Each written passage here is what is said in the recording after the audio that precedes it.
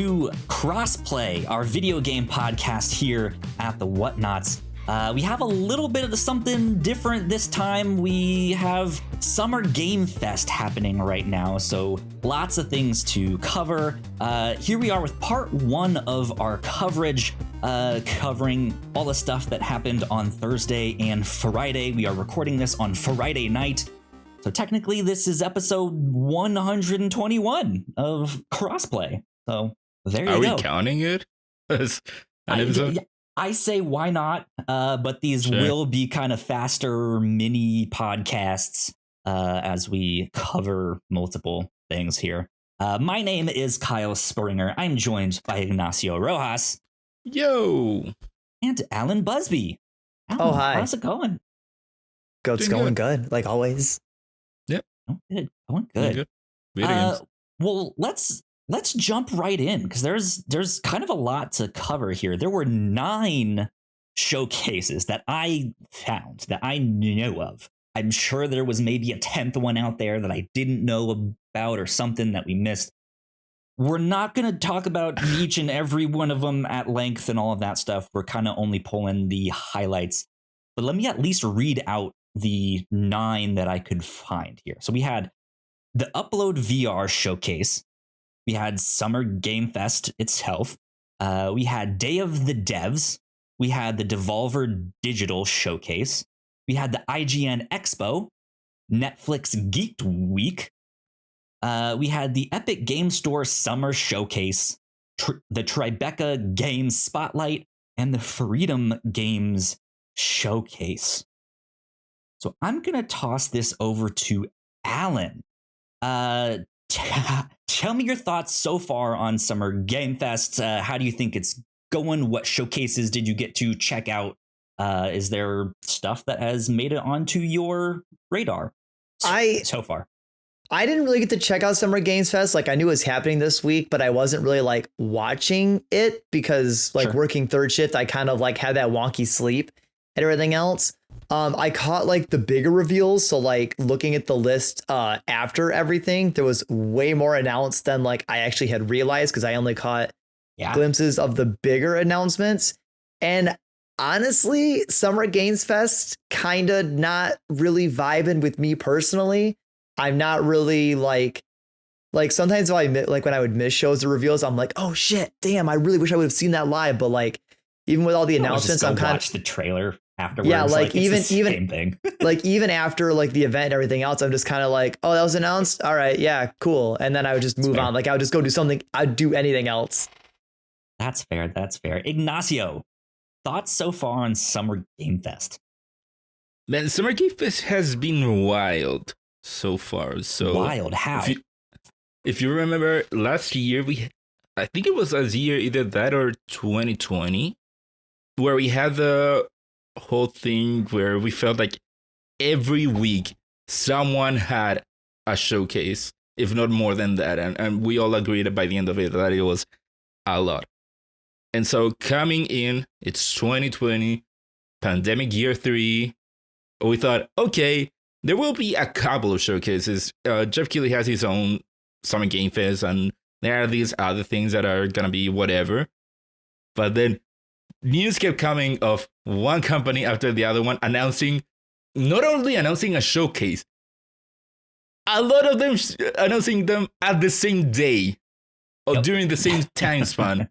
So it is wild that they kept announcing these things, kept announcing showcases, and it was always either it was somewhere in between yesterday, Thursday, or Sunday, Monday.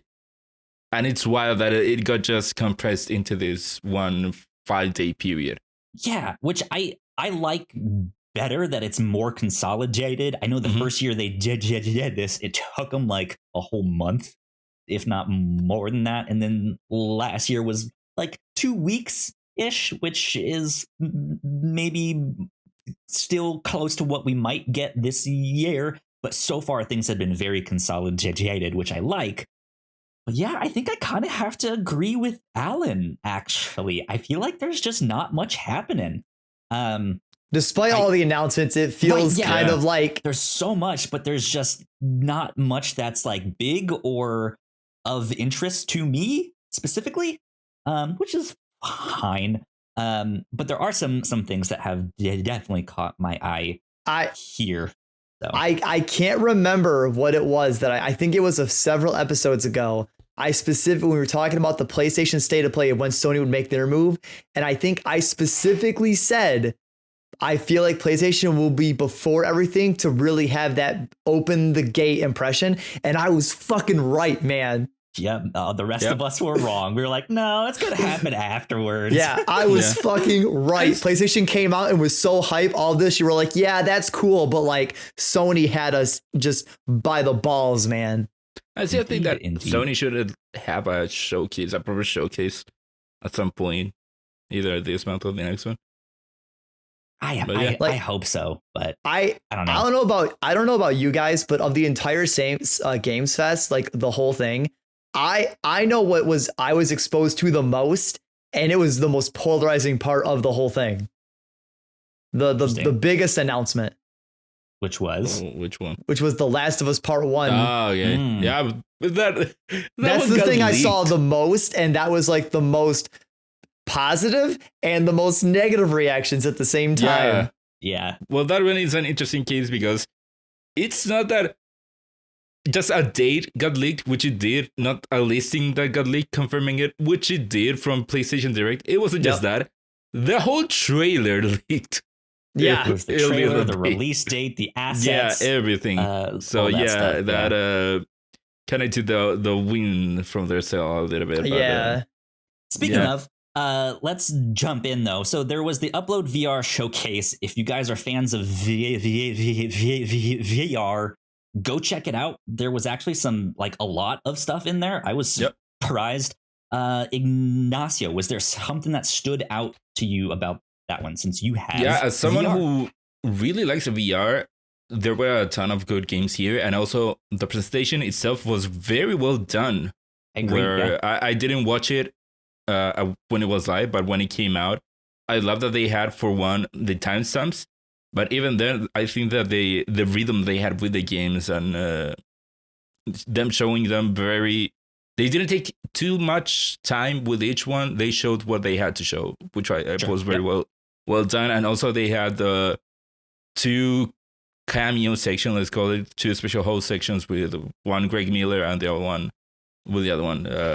Some people I do not know. But going into the games, they had a lot of very interesting games, but just to highlight a couple, they had one which is What the Bat, which is from the people that made What the Golf. And if you play What the Golf is a very fun game. So they are taking kind of like the idea of, in What the Golf, it was to do everything but golf, make it golf. And this one is do anything, but you have baseball bats as instead of hands, which look like a very fun concept. The other one is Green Hell, which, if you play The Forest, it is just that, but VR. And again, if you like those survival, you're thrown into a forest or into an island, and you have to survive, find resources, build your own hut and weapons and all that. That's gonna be out there for you, especially in VR, making it interesting. And the other one, it is Cal, for you. Are you a Twilight Zone fan by any chance? Or am I mixing that up with the what's it called? The Alien show. What's it called? We talked about it recently. Scully and the other one. Oh, X-Files. X-Files. Or is it? No, yeah, I'm confusing it with an X-Files. Yeah. Yeah. Well, that Twilight Zone one looked interesting. Yeah. Those are pretty much highlights.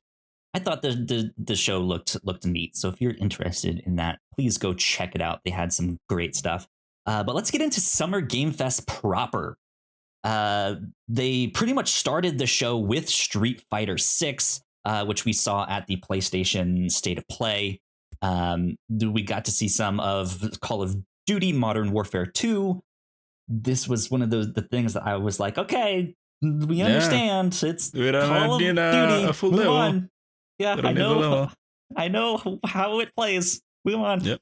But then, like we were mentioning, I think the big thing was The Last of Us Part 1. This is the Last of Us remake of the first one. And yeah, they showed off a new trailer. They showed off some pictures of the show that's coming up.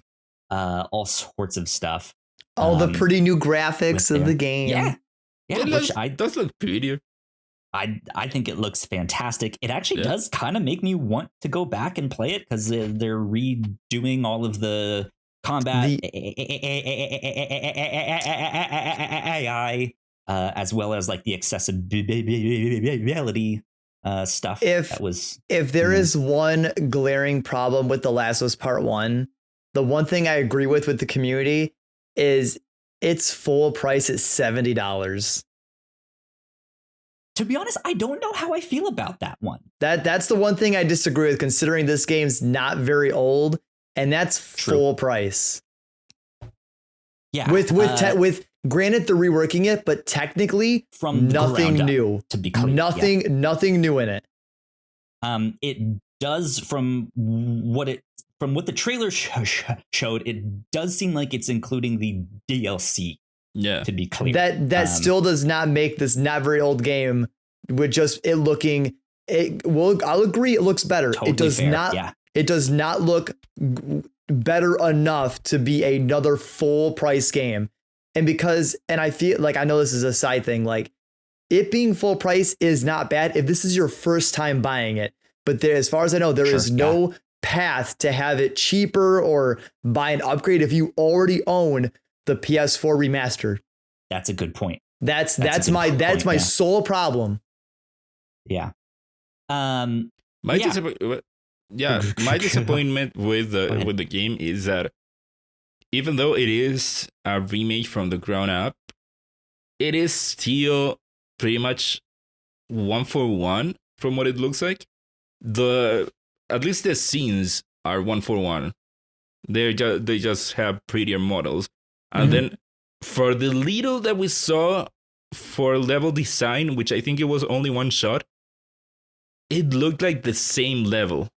And that's a bit disappointing to me, because I would have liked more of a reinterpretation, reimagining of, yes, maybe do the same beats, but I don't know, if they go to a museum, redo the museum, make a better museum. Looking at it now, it is a bit disappointing that we will have PS3 era level of level design instead of PS5 era level design. Yeah, no, I know what you mean. But yeah, that wasn't the only game though. Yep, it sure wasn't. It's not. The Callisto Protocol. Alan, does this light a fire under you? Are you excited about the Callisto Protocol? Listen, I thought the trailer for it in Sony State of Play looked pretty good, but I know the memes surrounding every space game, and I'm a Dead Space guy, so Callisto Protocol, you don't even register. And it is wild how many of those kinds of games we got. Yeah, we got Callisto Protocol. Go. I saw the meme of Jimmy Neutron where this is my game in space. Sheen, this is like the 7th game in space you've brought. So we have that one. We had Routine, which is kind of like the same vibe, but it has robots there instead of just aliens or whatever. Then Aliens, which has the same vibes as it. We already know that Dead Space remake is coming. They didn't show it, but it's still early next year. Fort Solis, if I'm remembering correctly, also had the same vibe. That's the one with Troy Baker and Roger Clark.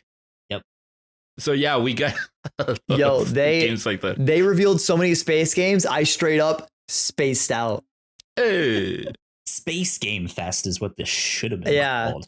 No, like I mean, it's cool. Like, I'm kind of glad that the Callisto exists, because some people don't want Dead Space because it's a remake, but it's still an old game, where Callisto is something new. So it's exciting, but I'm more excited to play my nostalgic stuff, not the new shit. I'm more excited for the Callisto Protocol because I looked at it, the gameplay, and I really liked it. It looks very it good. looks good.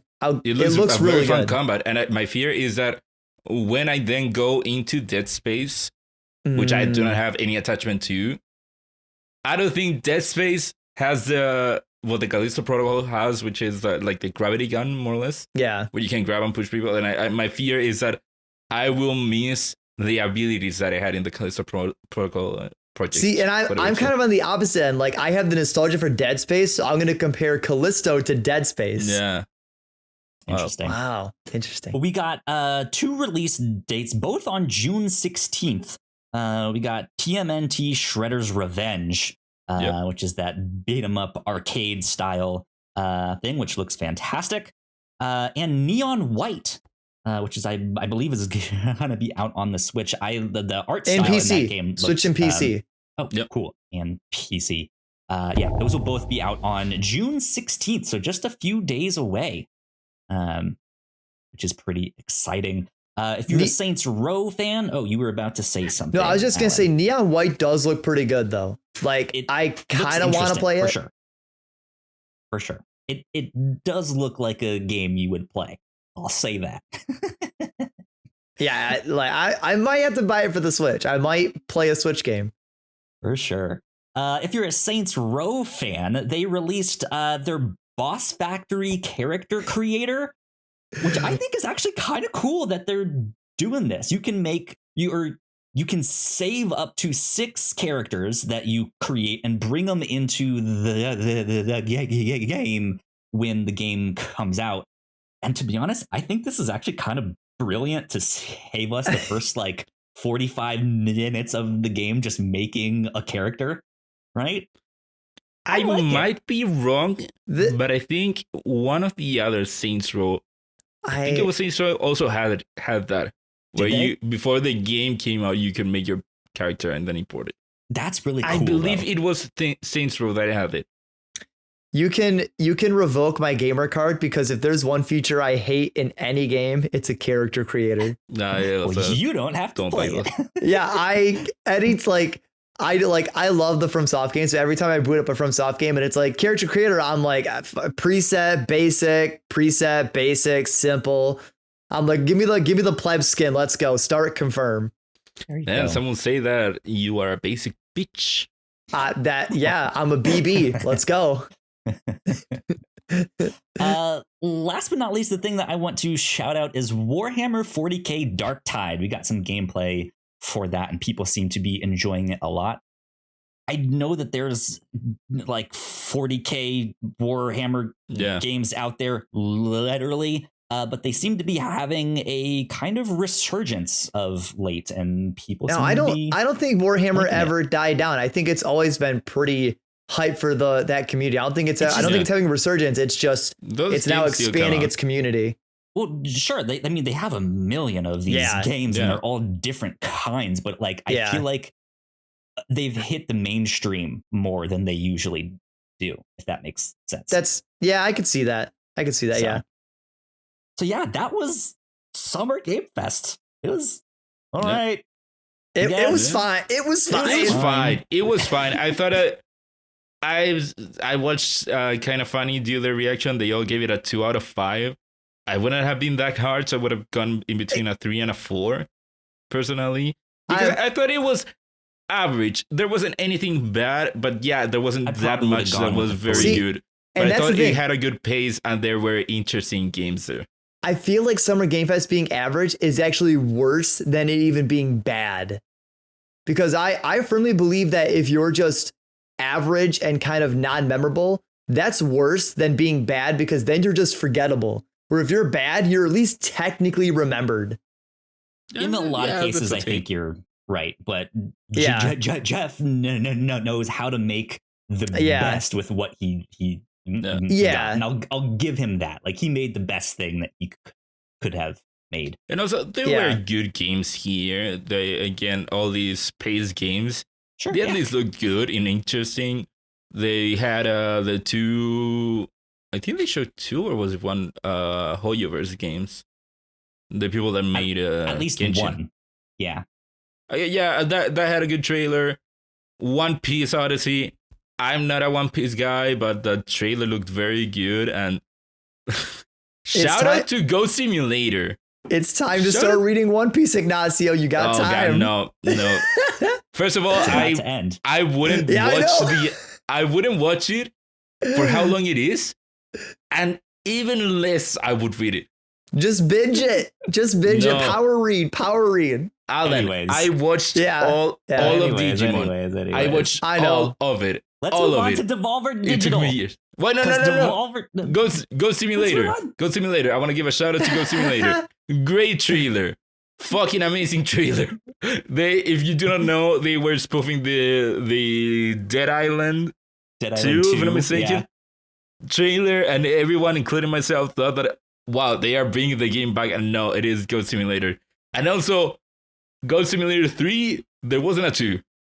Yeah. There hasn't been a 2 one. Wait, no 2. So 2 doesn't exist? Nope.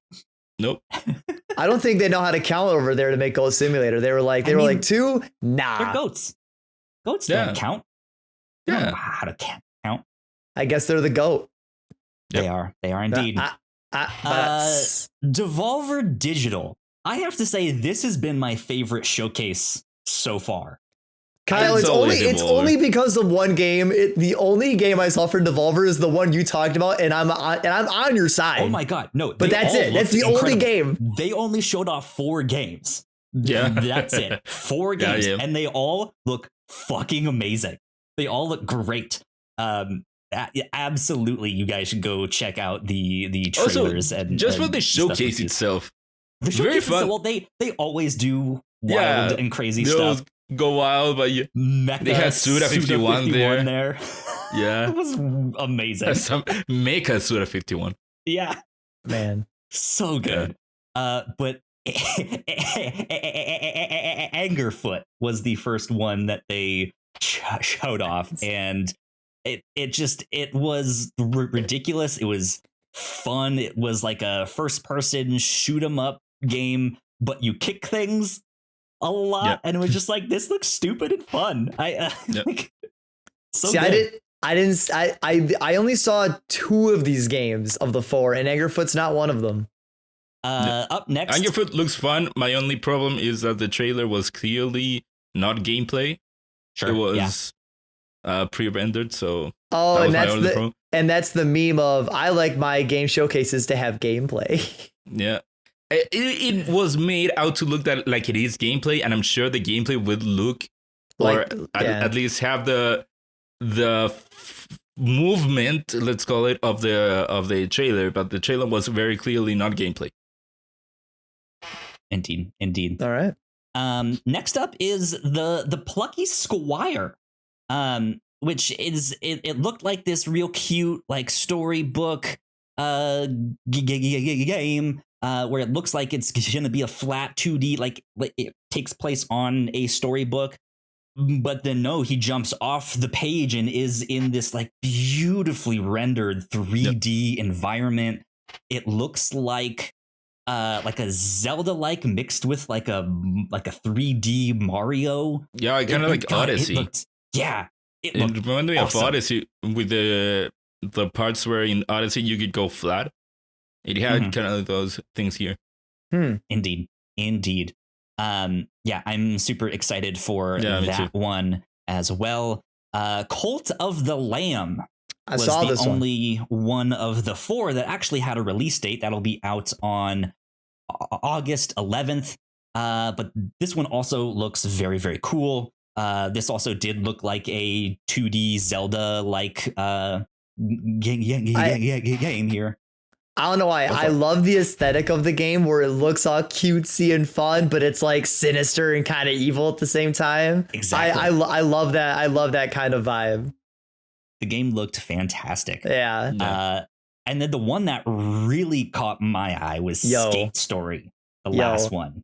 I'm not big into skate games, but I saw you were raving about this, and then when I had free time, I watched the trailer for it, and I was like, "Yo, this game looks fucking sick." It looks awesome. So it's this like kind of skateboarding story game. It looks very chill, very zen, but you're skateboarding through a version of the underworld, which is also very like like Outrun inspired, almost not cyberpunk per se, but that kind of like, just that's God, it looked bananas. It had this like crystalline polygon character thing there. I don't. This is a game I wish they would have just shown even more, and they'd have been like, hey, it comes out. I've been like, yo, but no. Yeah. Indeed. But I liked Devolver Digital a lot. I thought they had banger after banger. So after that, the next big one that we're gonna dive into is the IGN Expo. They had their own showcase as well. The first thing that caught my eye was Sacrifier, which is an interesting name here. I loved the art style. I didn't see any of these. I didn't know this was the thing. Yeah, IGN has been doing their own expo for at least the past 2 years. I think they've done it 3 years now. But they had a lot of games. They had so much. And I think this was also another showcase that was very well done. It was paced very well. They grouped things together of like, hey, if you like, pixel art in games, here's 3 games that have pixel art and stuff like that. It was just good. I just did a very good show. Oh, I think I saw a screenshot of Sacrifice. That's the sorry, Ignacio, that's the JRPG one, right? Yes. Yeah, kind of. Right, yeah. Mm-hmm. Yeah, JRPG. And it kind of reminds me of the HD 2D, but from a different angle. It's like take HD 2D and make it 3D, but still that would be like the sprite based artwork. It was really interesting, and I was like, I like this. This is cool. What is this? But the iTunes showcase, very good, perfectly well done, good pace. My only problem is that they had commercial breaks kind of throughout the bills. thing. Yeah, I know. Well, they also were promoting themselves. So, True. A lot of that was pimping out IGN. So, very weird, but otherwise very, very well done. I know that they have that like smart TV channel, like IGN 1 or whatever it is. I wonder if it has to do more with that. Like they have a thing, but that would be their own. I don't know. Still strange, but apparently, if you didn't know to follow IGN on social media, you should go do that. Yep. Ignacio, what else stood out to you in the IGN? Oh my god, there's a lot here. I have to scroll through all of it. I'm scrolling through it and watching some of the trailers that look good to be like, holy shit, there was a lot in here. Yeah, there was a lot in here. I'll give you one that I believe I went out and wishlisted on Steam, which is Ground Divers. Okay, first of all, great trailer. It was a trailer where it was showing off the game, but it had a song, let's call it. Very anime theme song. Animes. Yeah. I feel like I have heard the singer from the trailer. I don't know, somewhere like in Dragon Ball or whatever. But yeah, that was very good. But then the game itself, it reminded me a lot of SteamWorld Dig. Mm-hmm. It's just you going down, digging. You have your own drill, collect resources, go up, upgrade yourself, and go on. And I love SteamWorld Dig, and it seems like it is doing something very similar to that. But again, great trailer, great song. That was one that was like, well, I'm going to look at my phone. I'm not interested in this game. I think it looks bad, but that's just me. What? Not for me at all. There was another one that I liked the look of called There Is No Light. Yeah. I actually watched trailer for that one while you guys were talking. Pixel art. That's the one that I was thinking of. That game looks right up my alley. It really does. Yeah. That one will be out in September. If you like hack and slash games, I'm assuming it's going to be a difficult game just by the look of it. But I have no idea. It gives me the same vibes as a Hyper Light Drifter. Okay. It gives me that same, it looks very similar to that. So I'm pretty stoked for that one. Says, set in a gridmark underworld, there is no light, has you exploring a world left shattered after the Church of the Great Hand massacres humanity. You'll help survivors and get into punishing high-speed fights against the church's enforcers. The game looks to mix the rewarding challenge of Souls games with the speed of classic action games. That's a good one. That one looked good. There's so many games here. Now, I just finished a trailer for Gory Cuddly Carnage. Yep. Now, I'm gonna be honest. The trailer looks kind of cool, and I'm kind of interested. But the game's gonna be hot garbage. I can feel it. It looks cool. It's gonna suck so bad. That's an interesting one. You play as a cat on a hoverboard. Yeah. And it's this like brightly colored, and it looks like a hack and slash action game too. Yeah. Yep. Where you're fighting zombie unicorns. Yep. And so there you go. There's that. Yeah, it's got the trailer's got like freeform action, like obviously combos like your more 3D action hack and slash games, but like with this very like neon explosive like style to it. But like it's hard to explain. Like if you watch the trailer, it looks cool, but I feel like playing it's gonna be not the same experience. Another one that I think Alan would be interested in is Gungrave Gore. Yeah, that one looks a lot like the stylish action of Devil May Cry. I'm not familiar with this franchise. It's a cult classic shooter series. I'm not familiar with it, but I liked the way that the next one looked. It really reminded me of classic. You said Gungrave Gore? Yeah. Yep. All right, time to look at the trailer. Kyle, it's Cyberpunk. It sure is. I did like that. I've played the first 3 Devil May Cry games, like the original ones, and I liked them, but they're not necessarily enough to be like, yes, I need the next one. But this one certainly does look good. One that I want to give a shout out is Moonscars. So Moonscars reminded me a lot of Castlevania Symphony of the Night. Even the character reminded me a lot of I think it's this one, right? Yeah. Reminded me a lot of Alucard from Symphony of the Night. The gameplay reminded me of that. Doesn't seem to be a Metroidvania. It says here that it is a Souls-like, maybe? A 2D Souls-like, yeah. Yeah. But again, it's still, the game looks great. It looks like a lot of fun. Indeed. Let's see. There was another one that I wanted to shout out. Where did it go? I am looking at... No, that's not it. You just watched the Gungrave trailer. I'm gonna be honest. Gungrave Gore looks like it'll be pretty good, but like the trailer feels super tryhardy, where it is constantly beauty, bullets, badass, like every like 5 seconds. I'm like, I get it. You're edgy. You're cool. I get it. The other one that I thought was really interesting was the Freaked Flea Pit game, which is, in my opinion, a terrible name. But this was a rhythm action game. So if you liked that, I don't remember the name of it. But they did that Zelda mashup. Oh, the anime looking game, the rhythm action game. Yeah. Why am I blanking? I don't remember the name Necro Dancer. Sort of the Necro. Yeah.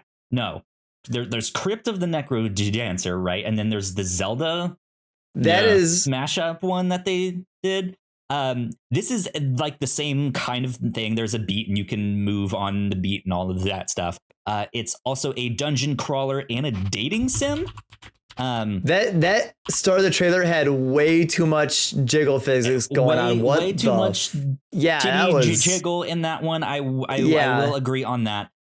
But they got the streamer Lily Pichu to voice the main character in this, and that's what this announcement trailer was there. The so Zelda game fan of her, then was Cadence of Hyrule Crypt of the Necrodancer. Yeah, I was thinking the name of that. I don't think I'll like this because I couldn't get into those games.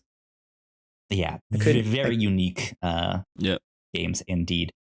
Last one I wanted to shout out was, I know a lot of people really enjoy the River City games, and there's a new River Cities saga, The Three Kingdoms. Yeah. So if you're a fan of that, they got a new one of those. Yo, this is such a good time. We just had like the River City remake of the older one. We got River City Girls 2, and now we got this. Like we're eating good right now if you're a River City fan. Cal, guess who is developing that game, the River City saga? I don't know. If you paid attention to last week's Crossplay, you would have got it. Podcasts are a blur. I don't remember anything that I say in them from week to week. It is A+ Games, the people that made Kill la Kill If, which I talked about last week. Okay, gotcha. There you go. Good stuff. Their showcase at IGN was a fantastic one. They had a shit ton. There's a whole lot more. I liked the one that Epic Games put on. I thought theirs was pretty tight too. It was only 20 minutes long, so it was super short, and they just moved things right along.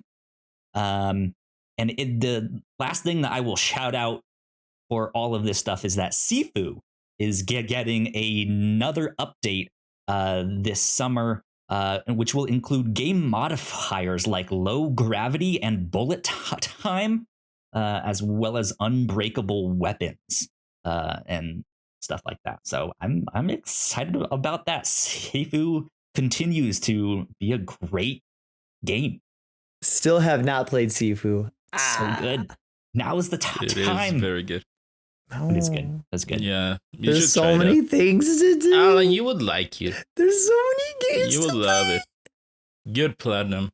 I can't. Sonic Origins comes out this month. I'm so busy. You played those games. Speaking of Sonic, there was a Sonic showcase also this week. There was. I heard that one could have been a tweet. Yeah. Yeah.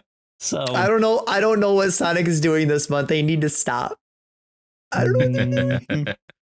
Anyways, that's kind of it. Unless you guys have like one more thing you want to shout out from the ones we did not say. Go for it. I have one. So we skipped Days of the Dev, and there is Day of the Devs, and there is one game that I want to shout out. Choo Choo Charles. Choo Choo Charles. Just look it up. Charles. I watched the trailer of that one. That is haunting. So the basic gist of the game is that you are in this island. You have your train, which you can move the island with. But there's this other killer train that's coming after you called Charles. It is if Thomas the Tank Engine and Pennywise had a baby. Oh, yeah. And it is chasing you down, and so your main means of fighting off Charles is using your train. Your train has guns, you can upgrade it. And so it started like that. I thought, okay, it sounds a little too simplistic.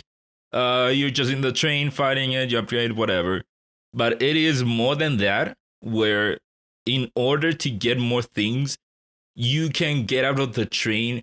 You can go through the island. It is an open world area.